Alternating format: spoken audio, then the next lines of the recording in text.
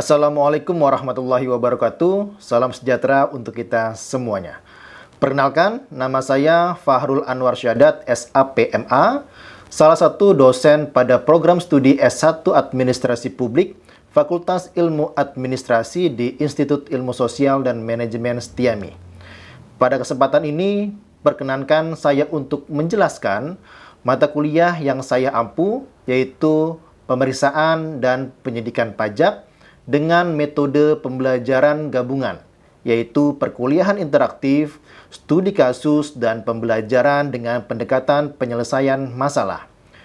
Video ini dibuat untuk memenuhi salah satu persyaratan sertifikasi dosen tahun 2026, yaitu pernyataan diri dosen dalam unjuk kerja Tridharma Perguruan Tinggi atau PDD UKT-PT, khususnya pada aspek pengajaran.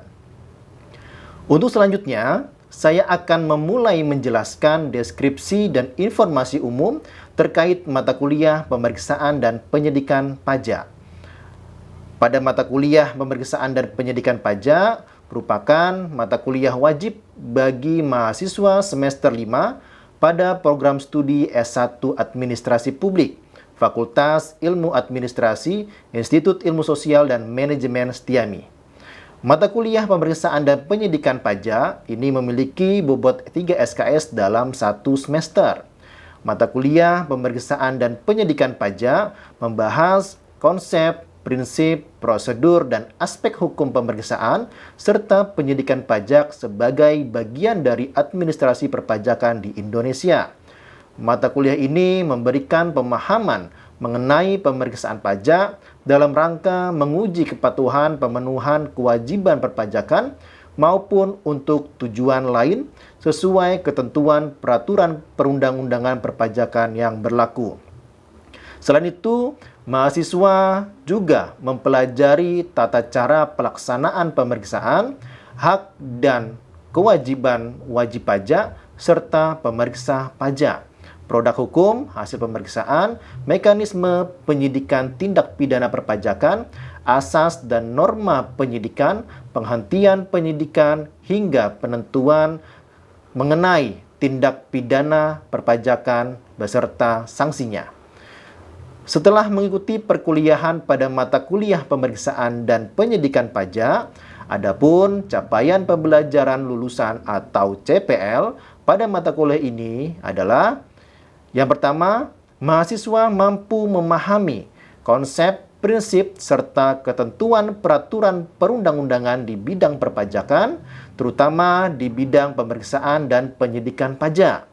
Kedua, mahasiswa mampu menganalisis proses prosedur dan tata cara pelaksanaan pemeriksaan pajak sesuai dengan ketentuan dan standar pemeriksaan yang berlaku. Yang ketiga, mahasiswa mampu menganalisis hak dan kewajiban wajib pajak, kewenangan pemeriksa pajak, serta produk hukum yang dihasilkan dalam proses pemeriksaan pajak. Yang keempat, mahasiswa mampu menganalisis tugas wewenang, asas, norma, dan tahap penyidikan tindak pidana di bidang perpajakan sesuai dengan ketentuan peraturan perundang-undangan. Yang kelima, mahasiswa mampu menganalisis penyelesaian perkara tindak pidana perpajakan, termasuk penghentian penyidikan, jenis sanksi pidana, daluarsa tindak pidana perpajakan, serta keterlibatan pihak ketiga dalam tindak pidana perpajakan. Selanjutnya, materi pada mata kuliah pemeriksaan dan penyidikan pajak ini akan disampaikan dalam satu semester dan terdiri dari 14 sesi. Materi-materi yang akan disampaikan diantaranya adalah: yang pertama, konsep pemeriksaan pajak; yang kedua, dasar-dasar pemeriksaan pajak; kemudian, tata cara pemeriksaan pajak sesuai dengan ketentuan dan peraturan yang berlaku; kemudian, hak dan kewajiban wajib pajak; lalu, kewajiban dan kewenangan pemeriksa pajak; berikutnya, produk hukum hasil pemeriksaan pajak; selanjutnya, tugas dan wewenang penyidik pajak, kemudian kegiatan penyidikan, lalu asas hukum dan norma penyidikan, berikutnya faktor penghentian penyidikan, dan tindak pidana perpajakan beserta sanksinya. Untuk mencapai tujuan pembelajaran lulusan atau CPL tersebut, proses pembelajaran pada mata kuliah pemeriksaan dan penyidikan pajak di Institut Setiami dirancang dengan metode hybrid, di mana metode hybrid ini sering juga disebut sebagai metode pembelajaran campuran atau blended learning, yang mengintegrasikan pengalaman belajar tatap muka atau luring di kelas dengan pengalaman belajar daring atau online. Pembelajaran metode daring bisa dilakukan dengan pemanfaatan teknologi seperti Learning Management System atau LMS, video konferensi seperti Zoom dan Google Meeting, lalu forum diskusi online melalui sistem Single Sign-On atau SSO. Sedangkan metode luring dilakukan secara tatap muka di kelas yang memungkinkan interaksi langsung.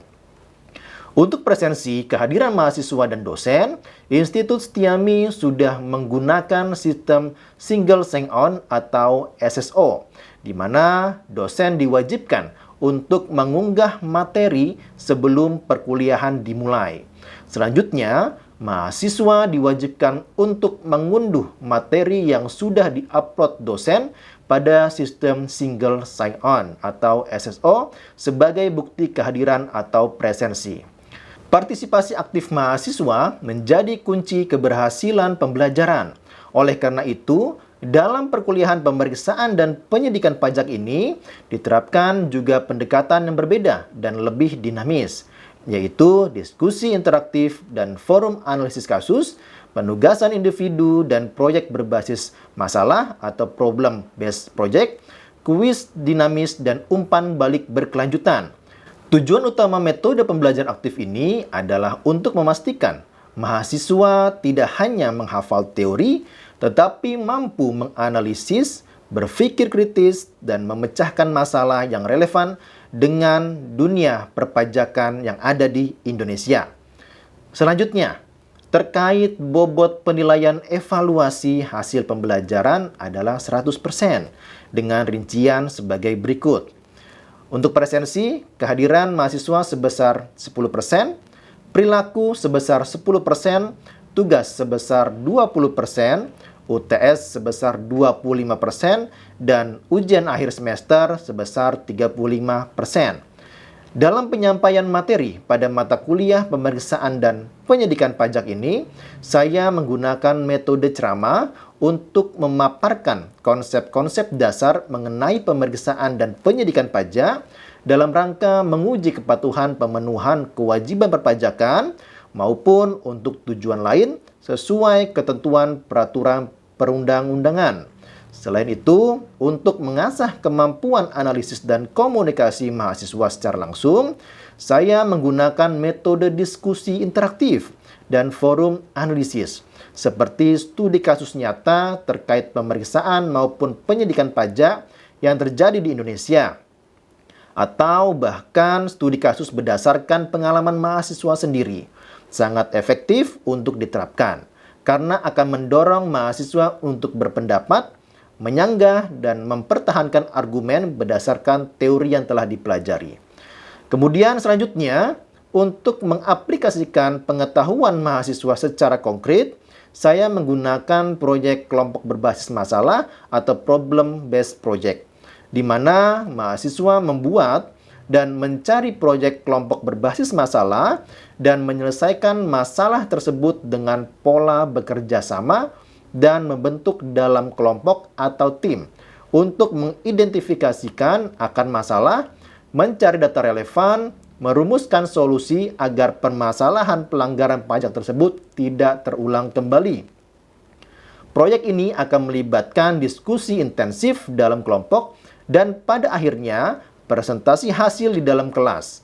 Hal ini akan melatih kemampuan mahasiswa dalam memecahkan masalah yang sering terjadi dalam dunia perpajakan.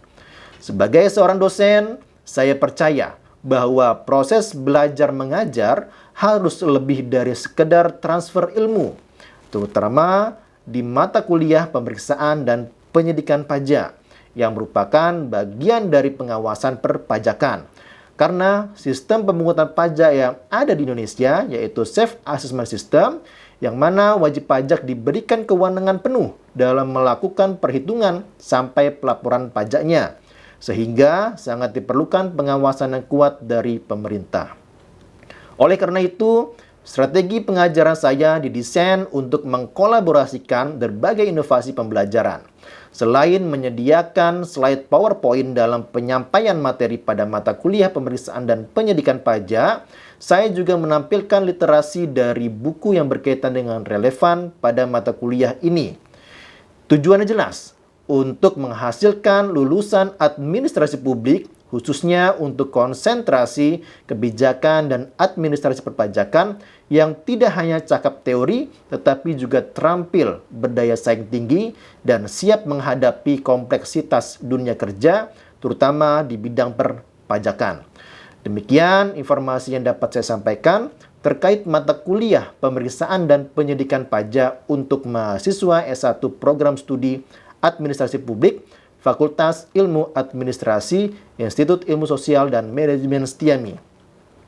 Berikut ini adalah beberapa cuplikan video pembelajaran pada mata kuliah pemeriksaan dan penyidikan pajak yang saya lakukan secara luring atau tatap muka di ruang kelas. Teman-teman semuanya, Assalamualaikum warahmatullahi wabarakatuh. Waalaikumsalam warahmatullahi wabarakatuh.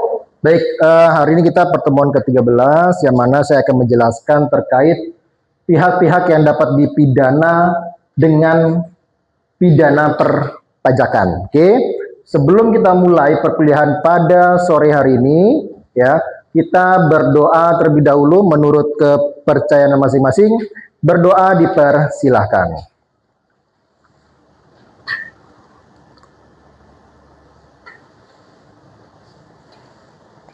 Selesai? Baik, teman-teman semuanya, terkait tindak pidana perpajakan. Sebelumnya saya sudah menjelaskan terkait apa itu pemeriksaan sampai dengan penyidikan. Oke, berikutnya kita masuk ke dalam tindak pidana perpajakan. Yang mana dalam tindak pidana perpajakan ini maksudnya adalah perbuatan melanggar ketentuan perpajakan yang diancam dengan sanksi pidana, ya, baik kealpaan maupun kesengajaan yang menyebabkan kerugian pada pendapatan negara. Jadi intinya dalam hal tindak pidana perpajakan, semua hal, ya, yang melanggar baik itu secara alpa ataupun sengaja, ya, di sini ya, alpa dan sengaja. Berarti apa? Yang tidak sengaja itu bisa dikecualikan dalam tindak pidana perpajakan. Nah, dasar hukum dari tindak pidana perpajakan ini yaitu di pasal 38, 39, 39A, 41A, 41B, 41B, dan 43 Undang-Undang KUP. Oke. Ini dasar hukum yang mengatur terkait hal tersebut. Nah, pertama kita bahas terkait pasal 38 Undang-Undang KUP. Ini saya ambil dari Undang-Undang KUP, ya. Di dalam pasal 38 ini berbunyi setiap orang yang karena kealpaannya, sekali lagi alpa, tidak menyampaikan surat pemberitahuan atau menyampaikan surat pemberitahuan tapi isinya nggak benar. Oke, isinya nggak benar atau tidak lengkap atau melampirkan keterangan yang isinya tidak benar. Oke, sekarang saya tanya, syarat SPT disampaikan atau dilaporkan itu apa? Apa pelaporan SPT-nya? Ayo, SPT itu kita harus apa? Kan ada 3 tuh, ada 3 apa? Benar, jelas dan satu lagi, benar, jelas dan, ayo, bukan, benar, jelas dan, ayo, dan apa?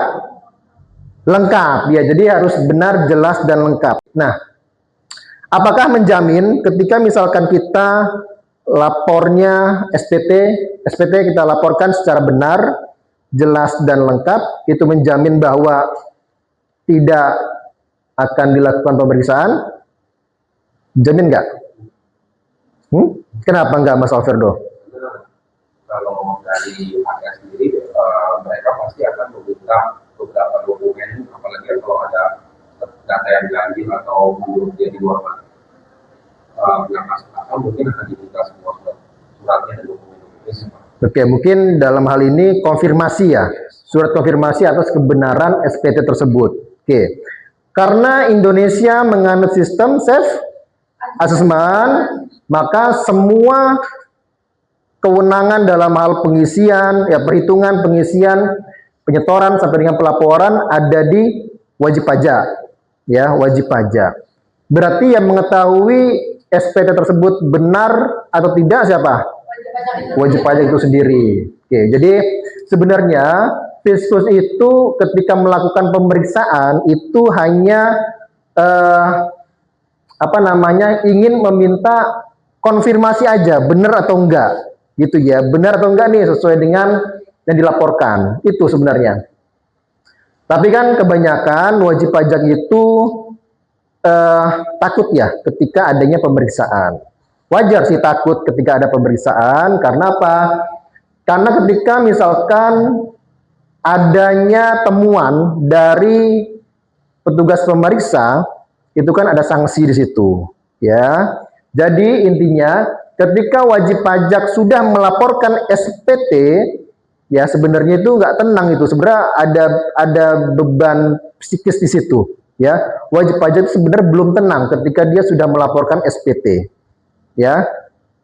Sekarang gini, kalau misalkan SPT sudah kita lapor, kita tahu nih bahwa isi tersebut tidak benar, tidak jelas dan tidak lengkap.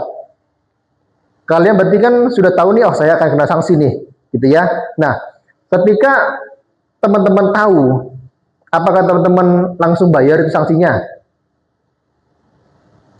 Teman-teman udah tahu nih, udah lapor nih, udah tahu, teman-teman udah tahu itu salah. Teman-teman bisa langsung bayar nggak sanksinya? Kenapa? Tunggu surat cinta. Oke, surat cinta dari KPP atau DJP gitu ya, surat tagihan pajak ya. Oke. Nah, dalam pasal 38 ini karena kealpaan ya yang dapat menimbulkan kerugian pada pendapatan negara dan perbuatan tersebut merupakan perbuatan setelah perbuatan yang pertama kali sebagaimana dimaksud dalam pasal 13A. Didenda paling sedikit 1 kali jumlah pajak terhutang yang tidak atau kurang dibayar, dan paling banyak 2 kali jumlah pajak terhutang yang tidak atau kurang dibayar, atau dipidana kurungan paling singkat 3 bulan atau paling lama 1 tahun. Nah, di sini kita bahas pihak yang dapat dipidana dengan pidana perpajakan. Kalau menurut kalian,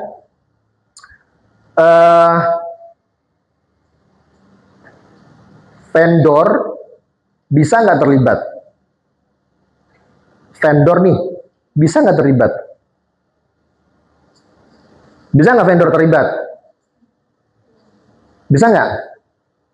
Misalkan ada vendor nih, rekanan PTA, ya, vendor rekanan PTA, melakukan transaksi. PTA minta ke vendor ini, bikinin dong ya, faktur pajak tapi tidak sesuai dengan aslinya misalkan, gitu.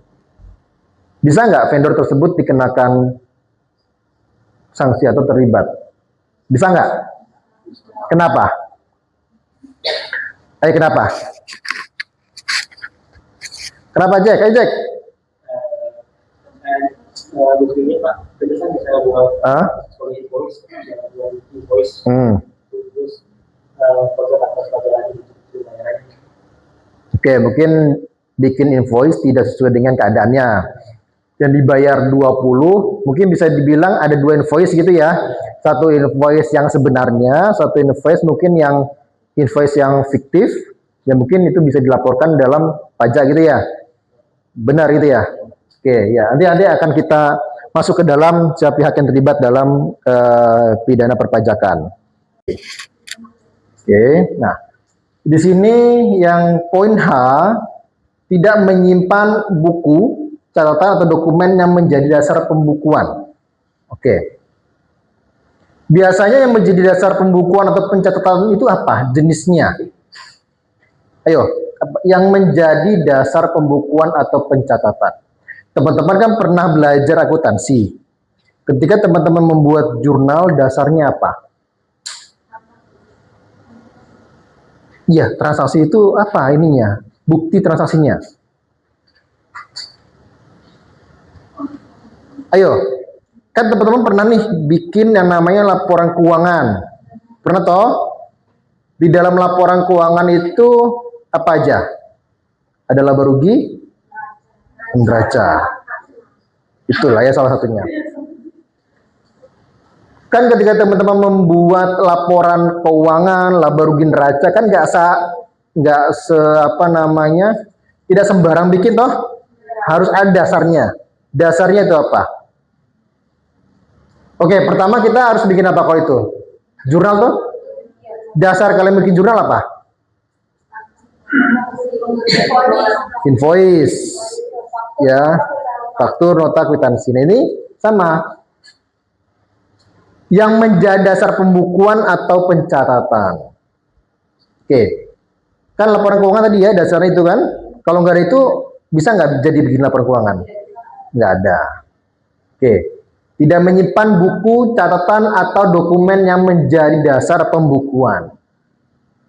Oke, berarti kalau di sini tidak menyimpan buku, catatan maksudnya apa? Tahu nggak? Tidak menyimpan dokumen, buku, catatan.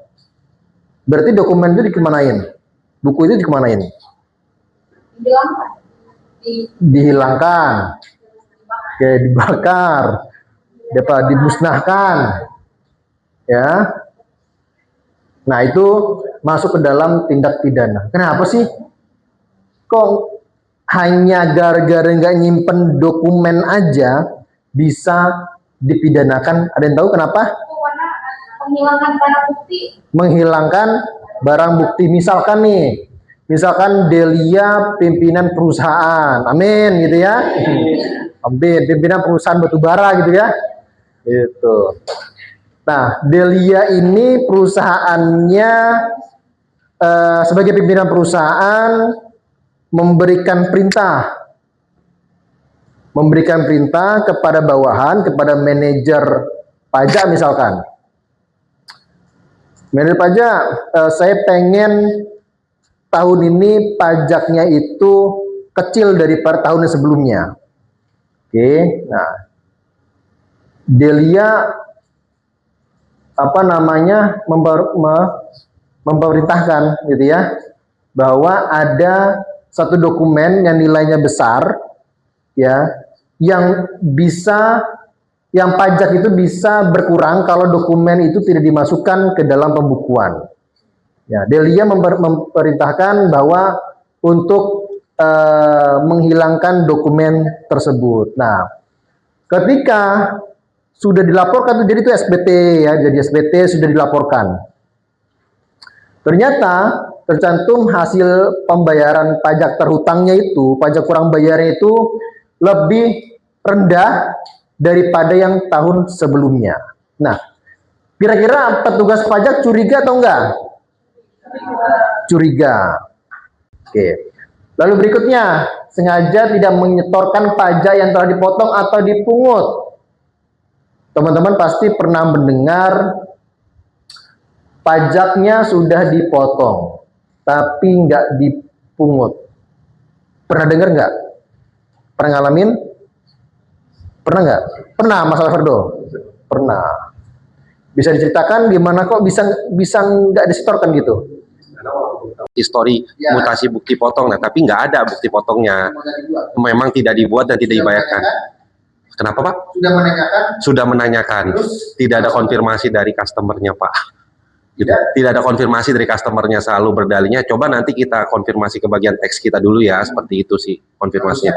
Harusnya begitu 1 bulan selanjutnya harus ada, pasti muncul di. Itu kan bisa menjadi buat strategis pajak kita dong. Betul. Di SPT bisa menjadi pemotong pajak kita, Pak. Terus dituntut atau dijual? Kita ikhlasin aja, Pak, perusahaan. Iya. Mungkin nominal sih berarti. Enggak juga sih, Pak, karena kita bergerak di dunia entertain, ya nominalnya dibilang kecil juga enggak, dibilang gede juga enggak sih, Pak. Nggak bisa diberikan juga kan? Nggak bisa, kita benar. Itu sebenarnya masuk tuh ke dalam tindak pidana perpajakan, tidak menguntungkan. Tapi apa? Harusnya kan? Jadi nggak usah potong-potong aja, langsung bayar belanja gitu. Oh gitu. Jadi ntar yang motong masalah Ferdo gitu ya? Oke. Kita gimana dulu atau gimana gitu. Oke. Dan bersedia mereka ya? Oke. Nah ini masih lanjutan. Nah ini ya. Pidana sebagaimana dimaksud pada ayat 1. Ayat 1 jadi apa? Ini ya ayat 1. Pasal 39 ayat 1. Ditambahkan 1 kali menjadi 2 kali sanksi pidana apabila seseorang melakukan lagi tindak pidana di bidang perpajakan sebelum lewat 1 tahun. Terhitung sejak selesainya menjalani pidana penjara yang dijatuhkan. Tahu maksudnya apa? Tahu enggak?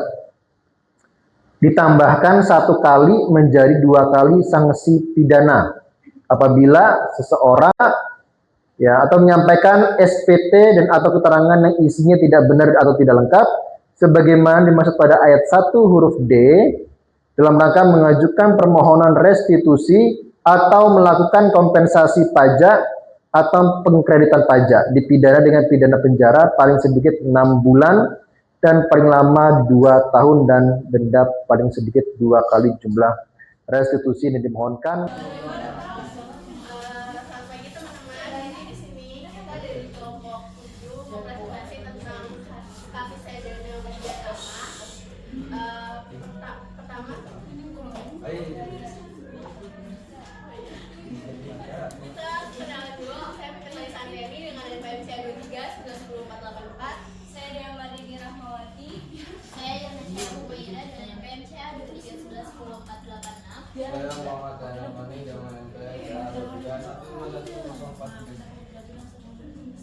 Emas besar 1.100 gram kalau salah tebalkan ke atas. Nah ini 1.100 gram dan tanah itu dia melanggar pasal 3 UU TPPU. Dakwaan ketiganya pencucian uang, dia melanggar pasal 3 Undang-Undang Nomor 8 Tahun 2010. Ini tuh spesifiknya tentang harta yang dia punya itu sebenarnya harus dilaporin ke KPK, teman-teman. Nah tapi si Dana ini enggak ngelaporin harta itu. Harta yang enggak dilaporin itu ya tadi yang aku udah bilang. Jadi dia tuh secara gampangnya Dana tuh harus nyembunyiin uang hasil korupsi di bank dengan beli barang mewah, padahal seharusnya dilaporin ke KPK. Selanjutnya akan dijelasin sama Irna. Baik, selanjutnya saya akan menjelaskan bagian terkait. Demikianlah pemaparan pernyataan diri dosen dalam unjuk kerja Tridharma Perguruan Tinggi yang telah saya sampaikan. Perjalanan sebagai pendidik, peneliti, dan pengabdi masyarakat ini adalah sebuah kehormatan dan tanggung jawab besar bagi saya. Pada kesempatan ini, saya ingin mengucapkan terima kasih yang sebesar-besarnya kepada seluruh tim penilai atas waktu, perhatian, dan masukan berharga yang telah diberikan. Apresiasi yang mendalam juga saya sampaikan kepada tim panitia sertifikasi dosen tahun 2026, khususnya dari Direktorat Sumber Daya, Direktorat Jenderal Pendidikan Tinggi, Riset dan Teknologi, Kementerian Pendidikan, Kebudayaan, Riset dan Teknologi Republik Indonesia atas kesempatan dan fasilitas yang luar biasa ini. Tak lupa, saya ucapkan rasa terima kasih kepada Institut Ilmu Sosial dan Manajemen Setiami yang senantiasa memberikan dukungan dan ruang untuk terus berkarya. Terima kasih pula kepada rekan sejawat dosen atas kolaborasi dan semangat kebersamaan yang terus terjaga. Dan tentu saja untuk rekan-rekan mahasiswa yang menjadi inspirasi dan motivasi saya dalam setiap pengajaran. Semoga apa yang telah saya sampaikan dapat memberikan gambaran yang jelas mengenai kontribusi saya dalam Tridharma Perguruan Tinggi. Besar harapan saya untuk dapat terus berkarya dan memberikan dampak positif bagi dunia pendidikan dan masyarakat Indonesia. Terima kasih. Wassalamualaikum warahmatullahi wabarakatuh.